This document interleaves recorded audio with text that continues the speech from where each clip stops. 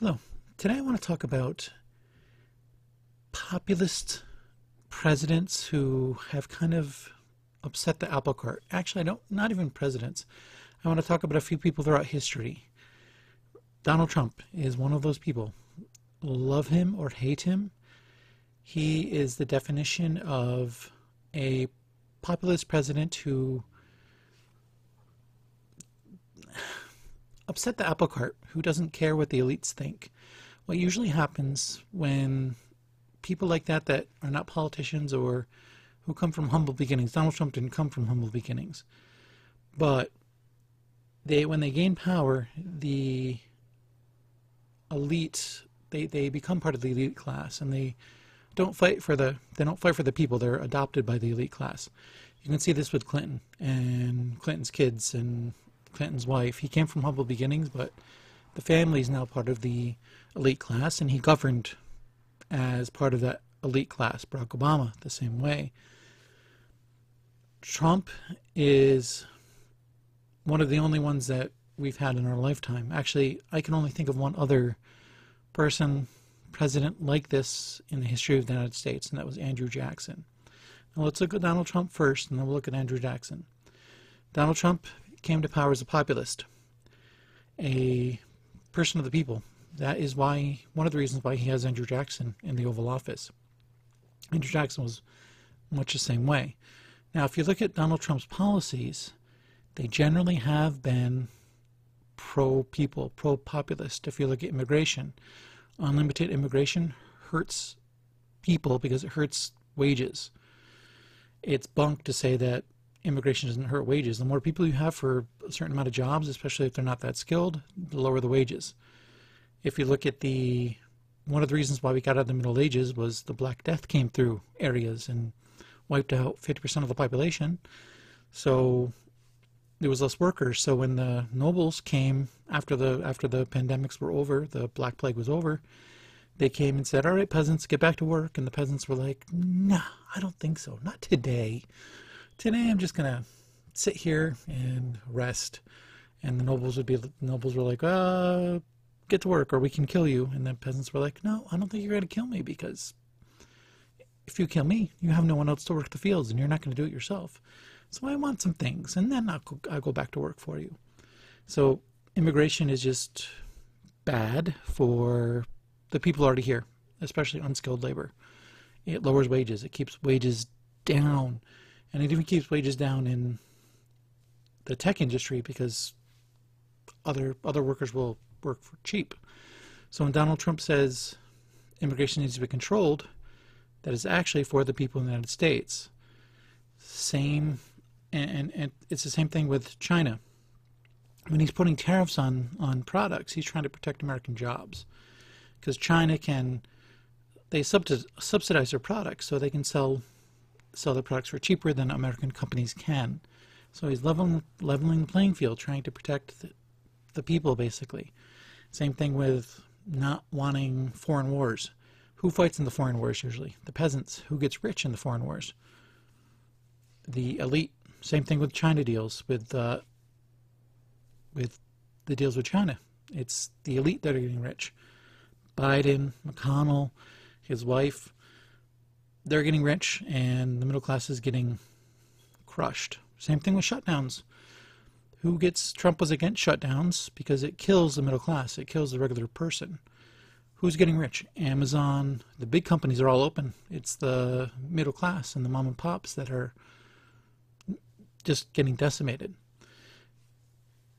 It's not only policies, it's not giving a crap about what the aristocracy, the elite think, and basically shoving it in their faces.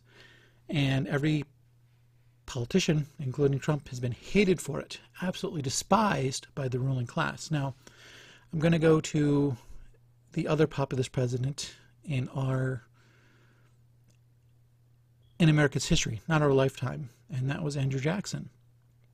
Andrew Jackson did a lot of terrible things and a lot of great things, kind of like Trump. Now, we have to go back to that time period. In that time period, before Andrew Jackson, the country had been ruled by the Virginia planter class, and Adams family. Adams family was Massachusetts, but other than that, it was Washington, Virginia planter, John Adams, the Massachusetts guy, but part of the elite of that group. Then it went Virginia planter, it went Jefferson, Madison, Monroe, and then John Quincy Adams. But John Quincy Adams took the White House in a very controversial election. No one got 270 electoral votes, so it went to the House of Representatives. Even though Jackson got the majority of the vote, he lost the presidency in the House. And, well, because people hated him, because they thought the elite hated him, because they thought he was just awful and terrible for the position. Jefferson said he couldn't think of a worse person to fill the office, that he was full of rage, and he would be terrible. Sound familiar? What people say about Trump?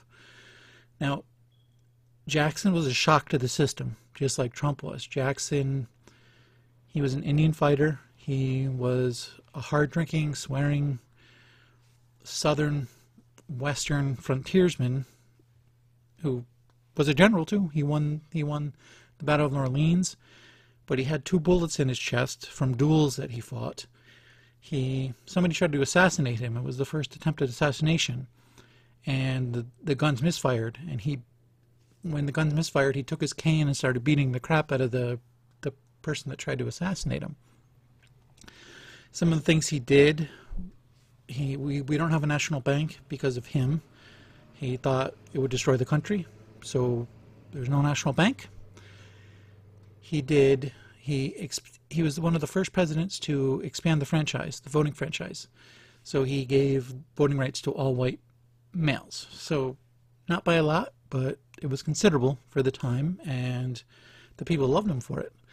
Now, he did one of the worst things in history, but this also shows his maverick side, where he doesn't care, just like Trump. He signed the Indian Removal Act, which basically said that all Native American tribes had to move west of the Mississippi. That states could and they had to sign treaties to go west of the Mississippi. They'd been given lands west of the Mississippi, but they had to leave the east. And the Cherokee, they were one of the 5 civilized tribes. And they said, wait a minute, we have a treaty with you. We have a treaty with the United States, and we've domesticated like you've asked. We have a city, we have jobs, we have towns. You can't make us leave. The state was making them leave. You can't make us leave. And they actually went to the Supreme Court. And the Supreme Court sided with the Cherokee. And Andrew Jackson said, I don't care. His quote was, the Supreme Court has made its decision, now let it enforce it. And he removed them anyway, which led to one of the most famous black marks in American history, the Trail of Tears. But again, he didn't care. He was going to do what he was going to do. And the elites despised him, just like Trump. There was a person that upset the apple cart. They come around once every, 100 years maybe. And they are loved and despised. Andrew Jackson is still loved by certain people, and he's despised by many, many people. Now, I'm going to go back to Rome for another example of a populist who upset the apple cart like Trump, and his name was Gracchus. Now, Gracchus was, what was going on in the Roman Empire at the time was it wasn't the Roman Empire then, it was the Roman Republic. And the backbone of the Roman Republic was the citizen soldier. So they would literally put down their plowshares and pick up a sword and go fight. The problem was these were mostly small farmers, and as Rome expanded, the time they had to fight got longer and longer.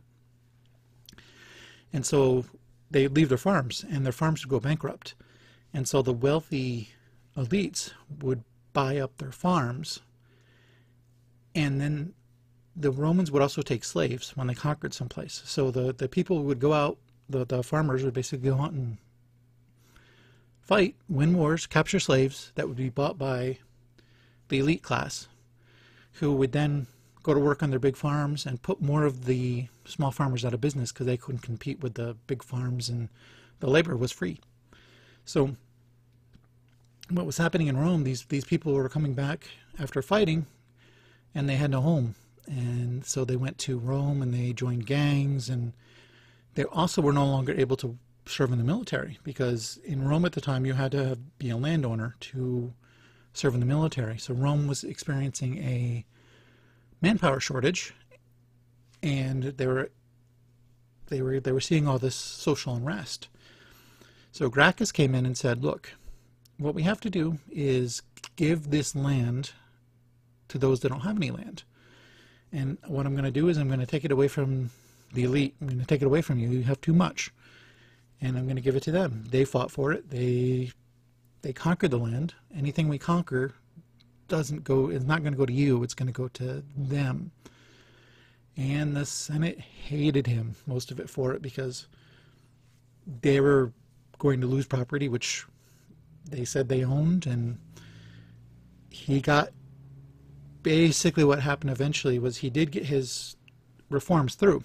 He got them through the Senate. He got them passed, and it was kind of a bull in the china shop, just like Trump, just like Andrew Jackson, and his enemies were absolutely enraged by this. So he passed his law. But what happened was they were like, okay, we're not going to give you any money for it. So you can have your reforms, you can have your Land Act, but we're not going to give you any money to do any surveys or to do anything. And so what happened was a king of a client kingdom died, and he left his fortune to Rome. Now, what usually happened when that happened was it went to the Senate. The Senate took the money and decided what to do with it. But what Gracchus did was he took it, and he said, okay, well, you didn't give me, who cares? You didn't give me any money. I'm going to use this money to start giving land to people. And so, as you can probably tell, this didn't go over well with his enemies in the Senate. And so he eventually, what happened was he went to the Senate, and the Senate had a mob, and they picked up anything they could find. They tore apart benches and beat him and his allies to death. They beat him in the Senate. Talk about violence and factionalism. Nothing. It was we don't have anything on the Romans in the Republic. It was a republic at the time, and they beat him to death. And then his brother took up his torch and tried to continue the reforms, and he eventually, well, committed suicide, but got killed basically by the same Senate. And his reforms ended up going really nowhere. The Senate was scared of the people, so they implemented them for a couple of years, but then they forgot about them.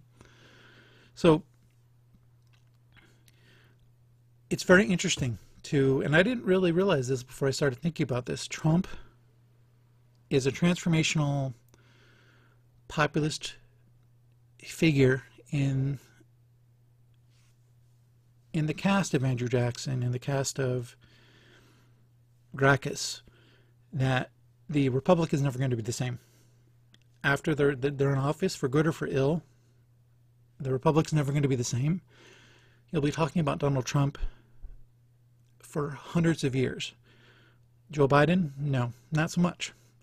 Donald Trump, Andrew Jackson, the populist presidents that break through and are anti-establishment are the ones we remember. Sometimes they do good, sometimes they do good and bad. I think Trump is one of those people that has done a lot of good, but he's done a lot of bad. Even right now, he's not going to concede the election.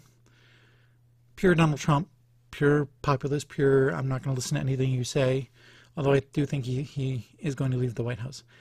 Anyway, I just thought this would be a fun video.